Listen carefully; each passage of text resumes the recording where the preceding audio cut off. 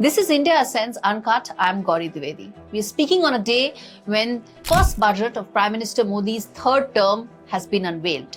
Finance Minister Nirmala Sitharaman's big, bold budget that should get India on the $7 trillion trajectory has been unveiled. Well, I at India Ascends have been calling it the big growth budget, the big, bold budget, because I believe that's what India needs right now. Now, but let's understand what happened in the last 24 hours. In the last 24 hours, the government put its finances public, which is the economic survey. It was unveiled, which said that 6.5% to 7% is the real GDP that the government, the economic survey expects the Indian economy to grow at. It's conservative given the fact that Indians are not spending money. Now, the budget that has been unveiled talks about infrastructure and several other spending stories. But the big push has to be towards the consumption story. As I said, Indians have money, but they haven't spent it.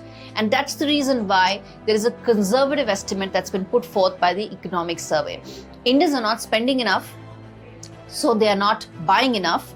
Companies are not manufacturing enough, which is why they are not paying enough taxes. So it's a one single cyclical transaction that is taking place. Economy works in a cyclical motion. So which is why Indians need to start spending more. In urban areas, it could be your cars, ACs, all that. In rural areas, it could be your tractors, cycles, bikes, even your FMCG story. There's a reason why FMCG companies started selling in sachets. That sachet story is the rural India consumption story. Even that has dipped. So if that picks up, then the entire cyclical motion gets into its final grade. And that's what is most important. The Indian economy is essentially firing on the government infrastructure story. They've been producing and manufacturing ports, airports, highways, bridges, all that. That is the fantastic infrastructure story that's going on. 11 lakh crore has been spent by the government. But that can't be the only growth engine for the economy. The others need to work in motion. The others need to get it right, which is your corporates,